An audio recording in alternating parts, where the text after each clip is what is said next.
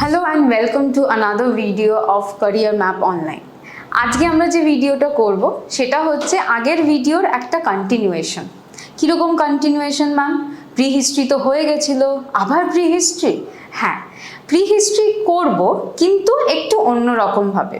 স্কুলে যখনই আমরা যাই তখন কি হয়, আমরা এক বছর পুরো পড়ি, তারপরে আমাদের একটা এক্সামিনেশন হয়। খুব খারাপ লাগে আমাদের সবাইকার এক্সামিনেশনস দিতে।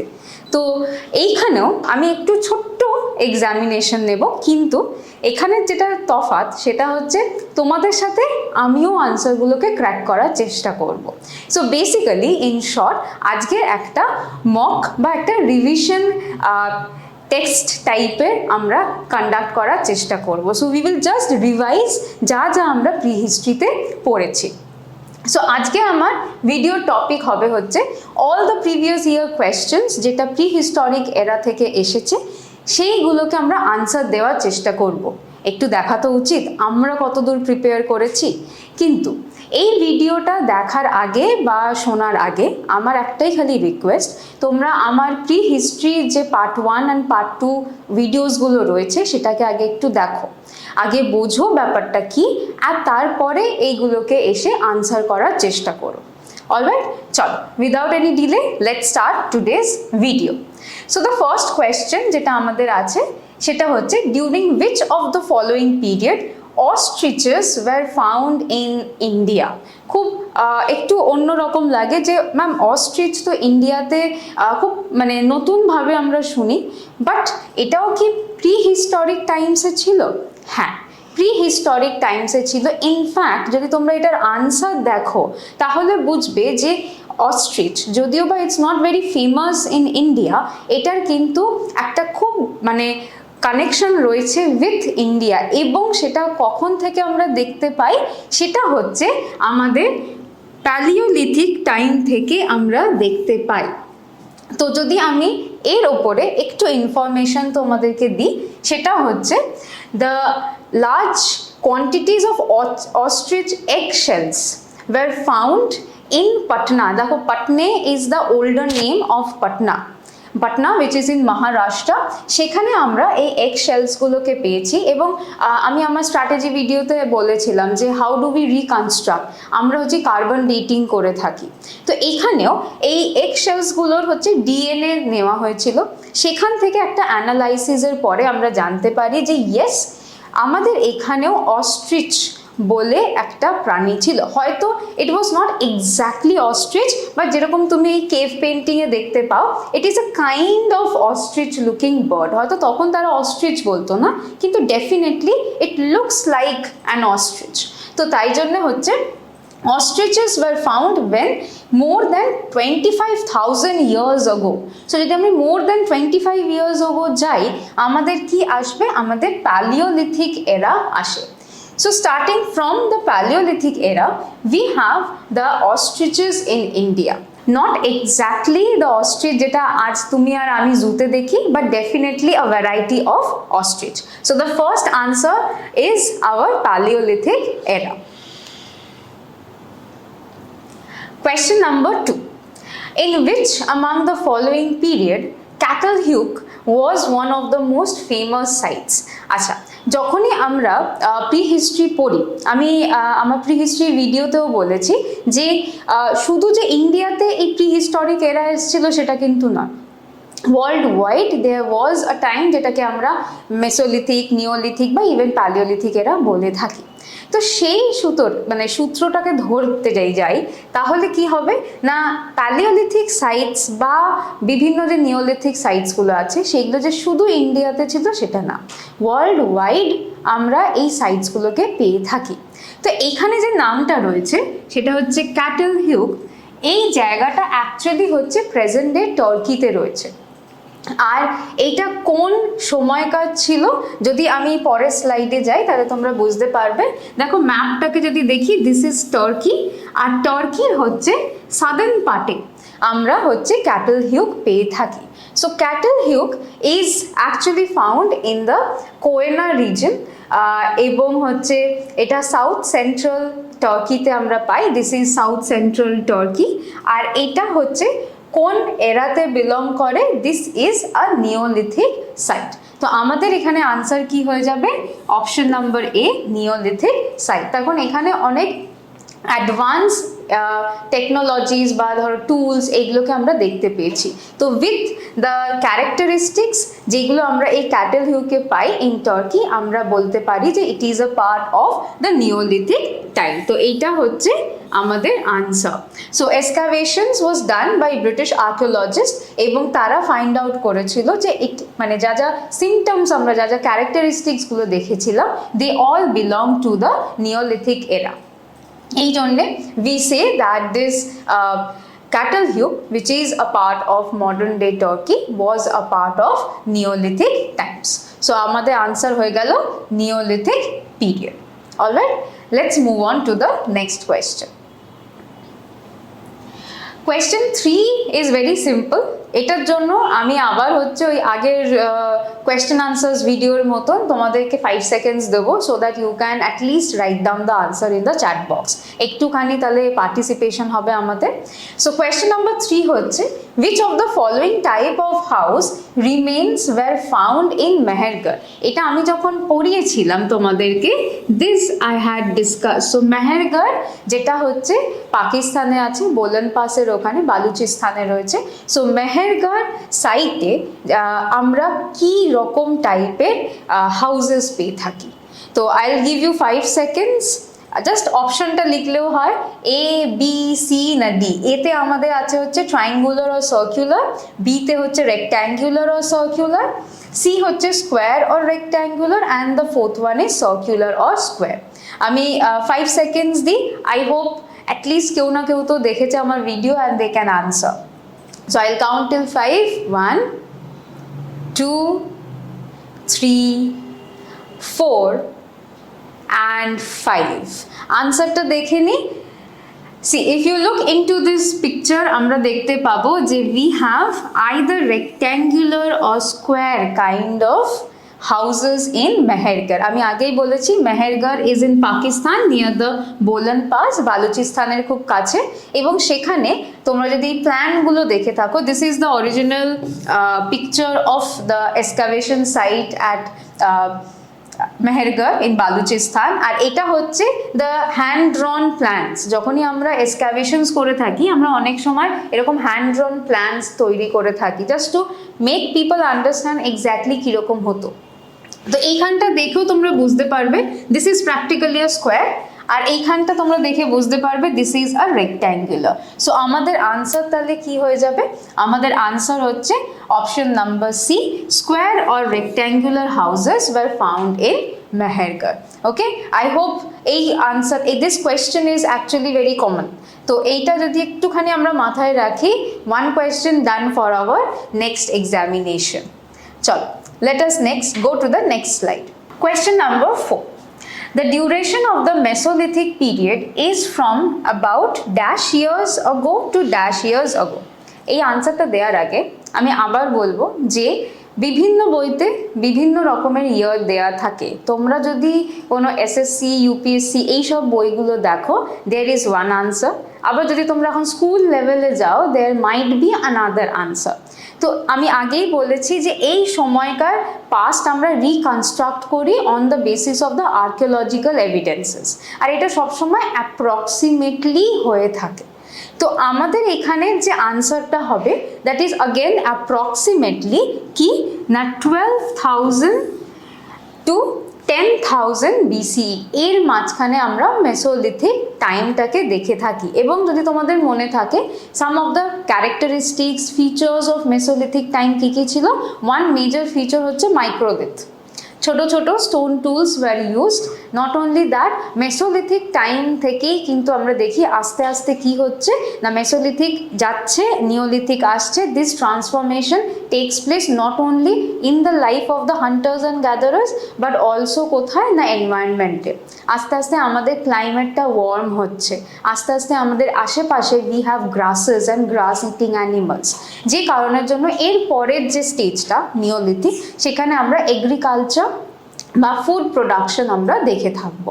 But for the time being mesolithic টাইমে যদি আমরা lifestyle of the stone age man দেখে থাকি, definitely they are hunters and gatherers still.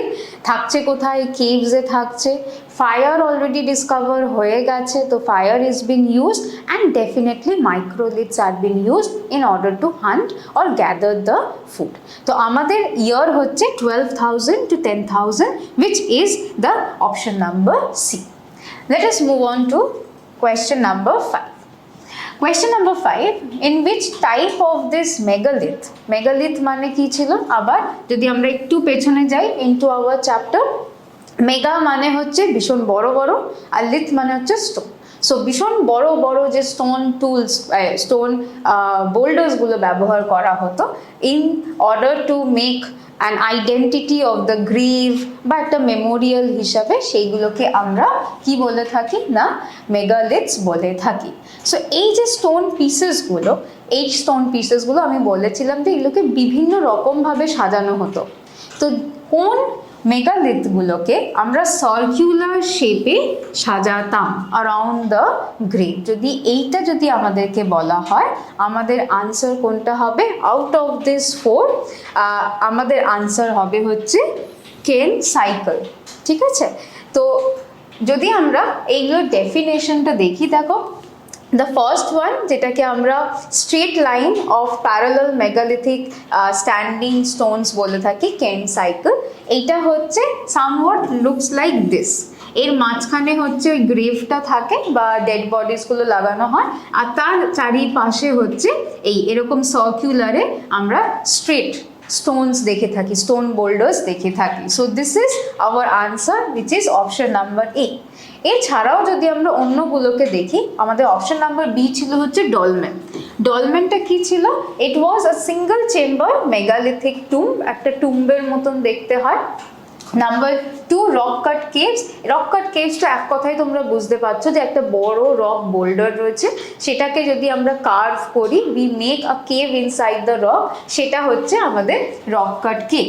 আর তার লাস্টে হচ্ছে মেনহির। মেনহির হচ্ছে হিউজ আপরাইট স্টোনস। এগুলো তোমরা সব আরও ডিটেলসে আমার চ্যাপ্টার ওয়াইজ ডিসকাশনে পেয়ে যাবে, যেখানে আমি মেগালিথিক কালচারটাকে নিয়ে ভালো করে ডিসকাস করেছি। So over there every picture, every detail is there, তোমরা গিয়ে সেটাকে দেখতে পারো। Just for the sake of revision ছোট করে আমি লিখে দিলাম, they are huge upright stones, যেটাকে আমরা মেনহির বলে থাকি। So for us, আমাদের আনসারটা হচ্ছে option number A. This will be our answer. Question number 6.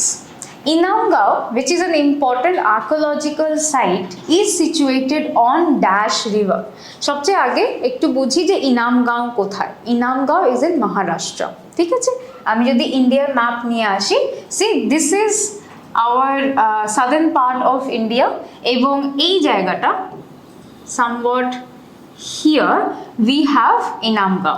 Specifically Inamgao is here, which is a part of Maharashtra. এবারে ইনামগাঁওয়ের আশেপাশে যদি আমরা রিভার দেখি, which is our question, আমরা দেখব যে এই যে রিভার ভীমা is there, যেটা হচ্ছে ইনামগাঁওয়ের পাশ দিয়ে যাচ্ছে। বাট যদি তোমরা ইনামগাঁওকে দেখো, ইনামগাঁওয়ের পাশ দিয়ে কিন্তু one of the tributaries of river Bhima pass করে। And what is this tributary? This tributary is named as Ghod river. তো আমাদের আনসার তাহলে কি হয়ে যাবে? আমাদের আনসার এখানে হচ্ছে option number C, Ghod. So Ghod river যেটা হচ্ছে ভীমা রিভারের একটা tributary, that passes near Inamgao. So Inamgao is an important archaeological site, যেটা কোথায় না ঘোদ রিভারের ব্যাঙ্কে situated. Okay, next question. Question number 7. The practice of erecting megaliths began about dash years ago. এটার খুব সিম্পল একটা আনসার। তুমি যদি জানো যে আমাদের এই ইন্ডিয়াতে মেগালিথিক কালচারটা কখন থেকে কখন, তাহলেই আমরা বুঝতে পেরে যাব যে এই ইয়ারগুলোর মধ্যে থেকে কোনটা হতে পারে। তো আমাদের মেগালিথিক কালচার ইন্ডিয়াতে কখন স্টার্ট হয়? It starts from 3000 BCE, and it lasts till what, till 900 CE বা 80, যেটাই তোমাদের কোয়েশ্চেনে আসুক। তো তাহলে যদি আমরা এই পিরিয়ডটা জানি তাহলে আমরা এই আনসারটা খুব ইজিলি দিয়ে দিতে পারবো। যদি আমরা স্টার্টই করি ফ্রম 3000 BCE, তাহলে আমাদের এই আনসারটা কি হবে? আমাদের আনসার হচ্ছে option number D, that is 3000 BCE. So the practice of erecting megaliths, it starts from what? Began মানে start, তো start মানে হচ্ছে 3000 BC। আর আমরা দেখেছি যে মূলত কিন্তু আমাদের southern part of India, peninsular ইন্ডিয়াতে আমরা এরকম অনেক জায়গায় পাই, মহারাষ্ট্র, তামিলনাড়ু, কর্ণাটকা, এরকম অনেক জায়গা আছে যেখানে আমরা এরকম বড় বড় স্টোন বোল্ডার্সগুলোকে পাই, যেগুলোকে আমরা মেগালিথ হিসাবে বলে থাকি। So our answer for question number 7 হচ্ছে D, that is 3000 BC। The next question. Question number 8. Which of the following is also known as New Stone Age in the civilization of India? এটা আমার মনে হয় পুরো question সেটের the easiest question. ঝপ করে I guess everyone can write down in the chat box. I would request কি যারা যারা জানি যে এই ওয়ার্ডটা আমরা খালি মাথায় রাখলেই হবে, নিউ স্টোন এজ। এই নিউ স্টোন এজ মানেটা কি যদি আমরা জানি তাহলেই আমরা পেয়ে যাব। সো আবার আমি 5 সেকেন্ড দিচ্ছি to write down in the chat box. এটা আশা করছি যারা হিস্ট্রি নাও পড়ে তারাও মোটামুটি বলতে পারবে। So 5 second starts, 1 and 2, 3, 4 and 5. The answer is option number D, neolithic. তার কারণ হচ্ছে নিও মানে কি? নিও মানে হচ্ছে নিউ, আর লিথিক মানে হচ্ছে স্টোন, তো তাই জন্যে নিওলিথিক মানে হচ্ছে নিউ স্টোন এজ। এবার এটার ব্যাপারে যদি আমাদেরকে কিছু ক্যারেক্টারিস্টিক্স মনে করতে হয় জাস্ট টু রিভাইজ, তাহলে দ্য ফার্স্ট মেজর ক্যারেক্টারিস্টিক কি হবে অফ দ্য নিওলিথিক এরা? নিওলিথিক টাইমে আমরা দেখি যে দ্য হান্টার্স অ্যান্ড গ্যাদারার্স যারা এতদিন ধরে প্যালিওলিথিক, মেসোলিথিকে ছিল, তারা এখন কি হয়ে যাচ্ছে? They are becoming food producers, number 1। Number 2 হচ্ছে যত বেশি ফুড প্রডিউস হচ্ছে তত আমাকে স্টোর করতে হচ্ছে, তো along with এগ্রিকালচার আমি এখন কি করছি? পটারি মেকিংও শিখছি, যাতে আমি ইউটেন্সিলস, ভেসেলস তৈরি করতে পারি in order two store the extra grain, যেটাকে আমরা সারপ্লাস বলে থাকি। নাম্বার 3 কি না? The tools. এখন আমরা কি, আমরা আমাদের আগে অকুপেশন কি ছিল? হান্টিং অ্যান্ড গ্যাদারিং। এখন আমাদের অকুপেশনটা কি হচ্ছে? আমাদের ফার্মিং। তাই জন্য আমাদেরকে টুলসও কিছু চেঞ্জ করতে হবে, তো sharper, more polished, fine edged tools আমরা এই সময় পাই। So this are few of the characteristics of the neolithic time. তো new stone age is equal to neolithic, এবং এটা খালি ইন্ডিয়াতে না, থ্রুআউট দ্য ওয়ার্ল্ড এই সেম কনসেপ্টটা অ্যাপ্লাই করা হয়। Let's move on to the next question. Question number 9. A celt is dash from the Neolithic period. এটা আশা করছি একটুখানি নতুন ওয়ার্ড। এই সেল্টের মানেটা যদি জানা যায় তাহলে আমরা বুঝতে পারবো। So what is a celt? আমি পরের স্লাইডে গেলেই তোমরা আনসার দিয়ে দেবে এমনিতেই। So what is a celt? Celt হচ্ছে পলিশড স্টোন টুলস, যেরকম আমি পিকচারে দেওয়ার চেষ্টা করেছি। দেখো এই এক একটা যে স্টোন টুলসগুলো, they have a kind of polish in them, খুব মানে শার্প এবং বেশ polish, the entire surface is very polished. তো সেলস আর কি না? সেলস হচ্ছে আমাদের টুলস। সো আমাদের আনসার কি হয়ে যাবে? Option number C, it is a kind of tool. মাথায় রাখবে সেল্ট হচ্ছে কি না? পলিশড স্টোন টুলস, যেটা নিওলিথিক টাইমে ব্যবহার করা হতো। যেরকম আমি প্যালিওলিথিকে বলেছিলাম না যে প্যালিওলিথিক পিপল তারা কি ইউজ করতো? ফ্লেক্স, ছোট ছোট পাথরগুলোকে কেটে কেটে ছোট ছোট পিসেসগুলোকে, সেইগুলোকে আমরা ফ্লেক্স বলে থাকি। ঠিক সিমিলারলি যেরকম মেসোলিথিকে মাইক্রোলিথস আছে, ওরকমই নিওলিথিকে আমরা কীরকম পাবো? নিওলিথিকের যে টুলসগুলো দে আর পলিশড, সেই পলিশড স্টোন টুলসগুলোকে আমরা সেল্ট বলে থাকি। সো এখান থেকে আমরা তাহলে একটা নতুন টার্ম জানতে পারলাম যে নিওলিথিক টুলস বা ওয়েপন্স তারা অনেক বেটার ছিল, তারা পলিশ হতো, শার্পার হতো, এবং এই পলিশ স্টোন টুলসগুলোকে আমরা কি বলে থাকতাম, সেল্ট বলে থাকতাম। এবং যেহেতু পলিশ স্টোন টুলস আমরা খালি নিওলিথিক টাইমে পাই, তাই জন্য মাথায় রাখবে এই সেল্টগুলো হচ্ছে is always related to the neolithic sites or neolithic time. Alright, চলো কোয়েশ্চেন নাম্বার 10। আচ্ছা, কোয়েশ্চেন নাম্বার 10 এ যাওয়ার আগে আশা করছি the questions are helpful to everyone, মানে আমরা বুঝছি ব্যাপারগুলো এবং একটা ছোট্ট রিভিশনও হয়ে যাচ্ছে। তো এরকম কোয়েশ্চেন্স যদি আরও পেতে হয় আমাদের চ্যানেলটাকে সাবস্ক্রাইব করো, এখানে বিভিন্ন সাবজেক্টের কিন্তু এরকম রিভিশনস, চ্যাপ্টার ওয়াইজ এক্সপ্লেনেশন সব কিছু দেওয়া হয়। Alright, so let us move to the question number 10.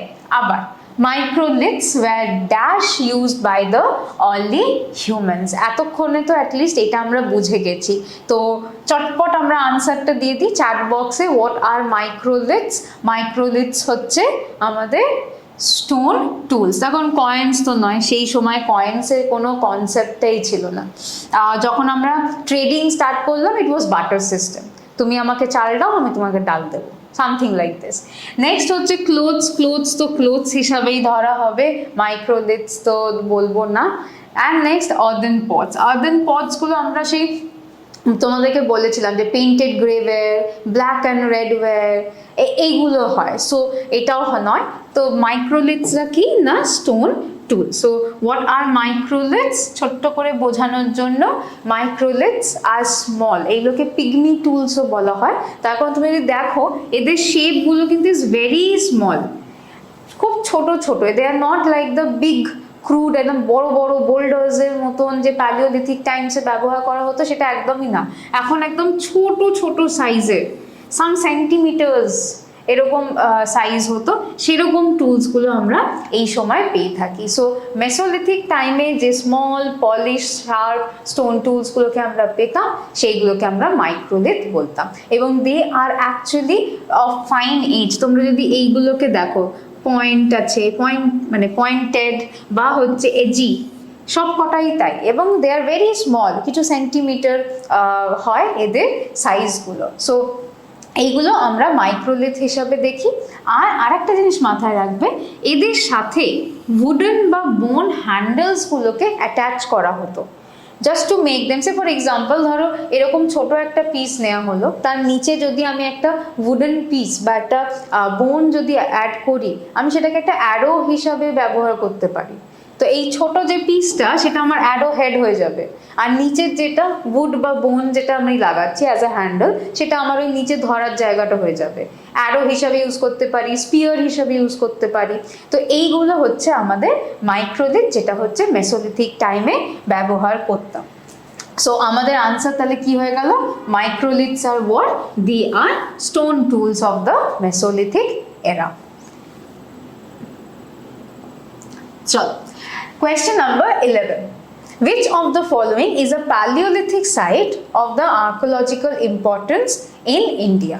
আমি একটুখানি সেই ম্যাপটাতে যাই যেটা আমি আমার ক্লাসেও দেখিয়েছিলাম। সো এইটা হচ্ছে মোরলেস খুব প্রিসাইজ একটা প্যালিওলিথিক, মেগালিথিক, নিওলিথিক সাইটস। ঠিক আছে, এটা খুব প্রিসাইজ, মানে এর থেকে আরো অনেক বেশি আছে। Just to give you gist of all the important places এইটা রয়েছে। তো এখানে যদি আমরা দেখি, দেখো প্যালিওলিথিক সাইটসগুলোকে আমরা কিভাবে না রেড ট্রায়াঙ্গেলে দেখছি। তো রেড ট্রায়াঙ্গুলার যদি সাইটসগুলো আমরা দেখি এই ম্যাপের থেকে মোটামুটি দুটো আমরা পেয়ে যাব। ওয়ান ইজ ভীমবেটকা মধ্যপ্রদেশে, another is Hunsgi in southern part of India. এবারে এই দুটো থেকে যদি আমরা মানে ইনফরমেশনসগুলো নিই, আর আমরা যদি আমাদের আগের স্লাইডে ফিরে যাই, তাহলে আমরা এখান থেকে কোনটাকে চুজ করব? ডেফিনেটলি আমাদের অপশন নাম্বার সি, হাংসগি। এটার আরেকটা নাম হচ্ছে হান্নাসাগি, যেটাকে মানে অনেক সময় এই নামেও বলা হয়, বাট এটার অ্যাকচুয়াল উচ্চারণ, অ্যাকচুয়াল নাম হাংসগি আমরা বলে থাকি। That is like the contemporary term. আর হাংসকি একটা আমাদের palaeolithic site in the southern part of India. যেরকম দেখো অন্যগুলো যদি আমরা দেখি বুরজোহোম, মেহেরগড় বা হচ্ছে চিরান্দ, এরা কিন্তু প্যালিওলিথিক সাইট না। বুরজোহোম যেরকম নিওলিথিক সাইট, মেহেরগড় তোমার আর্লি হারাপ্পান সাইট বলতে পারো।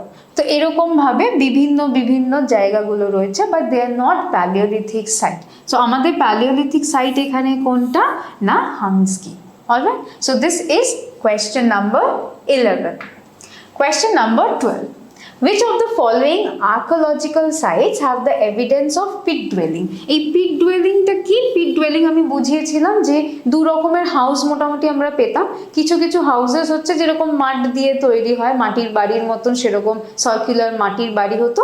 আর কিছু কিছু হাউসেস স্পেশালি নিওলিথিক পিরিয়ডে কিরকম হতো, তারা মাটির নিচে তৈরি করতো।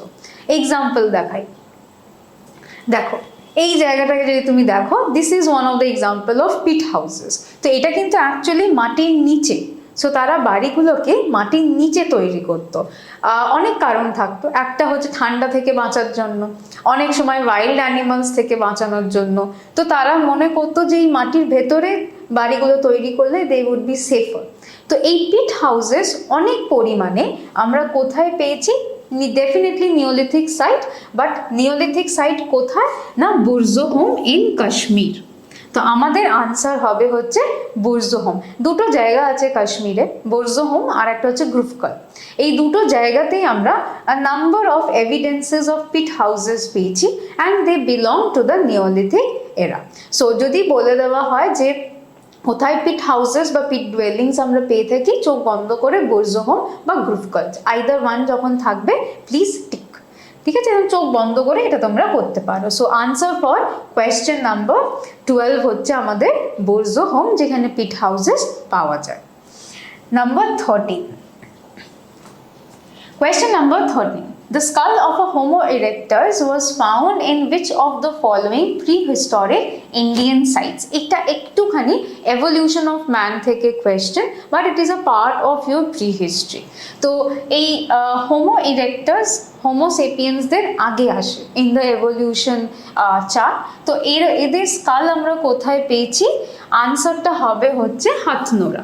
এই হাথনোরা কোথায় না, it is a place in the state of Madhya Pradesh. তোমরা দেখতে পারো দিস ইজ এন, মানে এটা কিন্তু রিকনস্ট্রাক্টেড একটা স্কাল, ভেবো না যে এই পুরো স্কালটাই পেয়েছে। দেয়ার আর সার্টেন পার্টস যেগুলো হচ্ছে রিকনস্ট্রাক্ট করা হয়েছে, but this is a skull of the Homo erectus, যেটা আমরা কোথা থেকে না, ইন্ডিয়ান স্টেট অফ মধ্যপ্রদেশের একটা সাইট আছে যার নাম হচ্ছে হাথনোরা, সেখান থেকে পেয়েছি।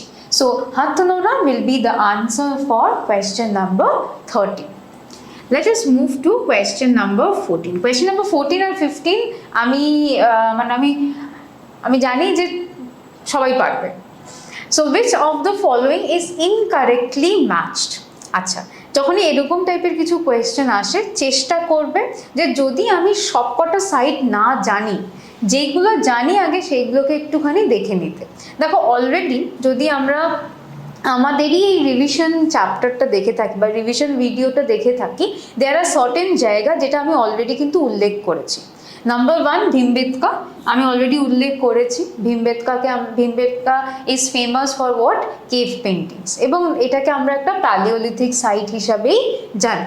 মধ্যপ্রদেশে রয়েছে, very important, very popular tourist destination এখন in Madhya Pradesh. So this is also the right pair. আমাদেরকে চুজ করতে হবে incorrectly paired.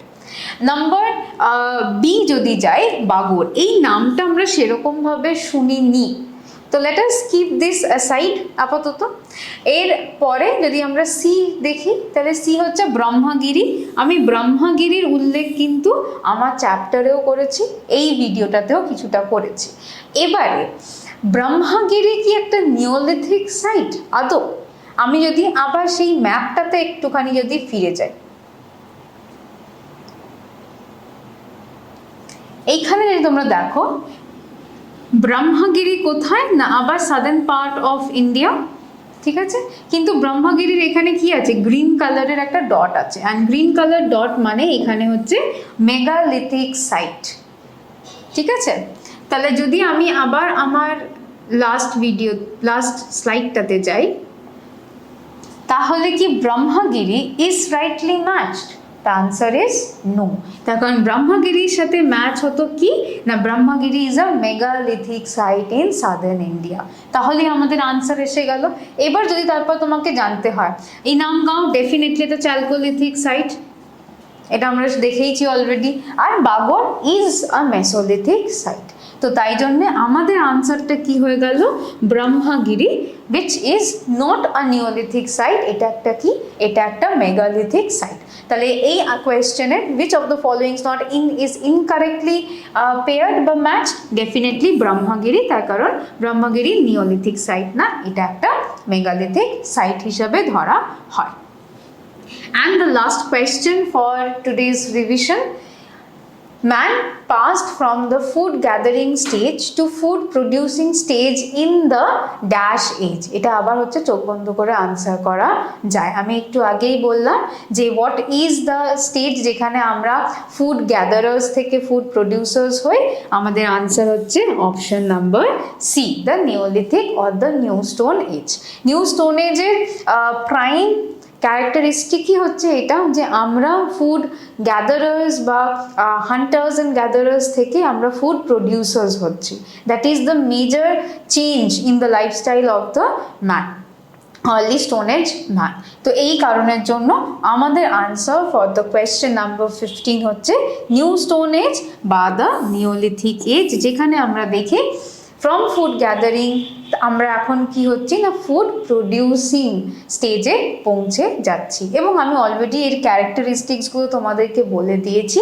And for more information, more characteristics তোমরা আমার অন্যান্য ভিডিওগুলো দেখতে পারো, চ্যাপ্টার ওয়াইজ ডিসকাশনটা দেখতে পারো, সেখানে আরও অনেক ডিটেলসে জিনিসটা ডিসকাস করা রয়েছে। দিস ইজ জাস্ট কিছু রিভিশন কোয়েশ্চেন্স। আই হোপ এই রিভিশন কোয়েশ্চেন্সগুলোর দ্বারা তোমরাও কিছুটা বুঝতে পারবে যে আরও কতটা তোমাদেরকে পড়তে হবে, কতটা প্রিপারেশন নিতে হবে এই ছোট্ট একটা টপিকের উপরে। তো যদি ভিডিওটা ভালো লেগে থাকে, মনে হয় যে হ্যাঁ এটা helpful, please do subscribe the channel. তোমাদের সাপোর্ট থাকলে আমরা আরও বেটার কনসেপ্ট, আরও বেটার ভিডিওসগুলো তৈরি করতে পারবো, আমরাও একটু মোটিভেটেড হই। And please do like, comment যদি কিছু চেঞ্জেস দরকার, যা তোমাদের মনে হবে। And also please do participate, আমি অনেক সময় তোমাদের পার্টিসিপেশন চাই। Please do write the answers, তাহলে আমারও একটু ভালো লাগবে, মনে হবে যে হ্যাঁ তোমাদের অবধি আমি পৌঁছাতে পারছি। সো উইথ দিস আজকের will end the video and please do wait for the next video. Next video আশা করছি খুব তাড়াতাড়ি আসবে with another chapter, another revision. আজকে তাহলে এই অবধি রইল। Thank you so much. আর প্লিজ আবার বলছি, please do subscribe, like and give all your important comments to our videos. Thank you so much.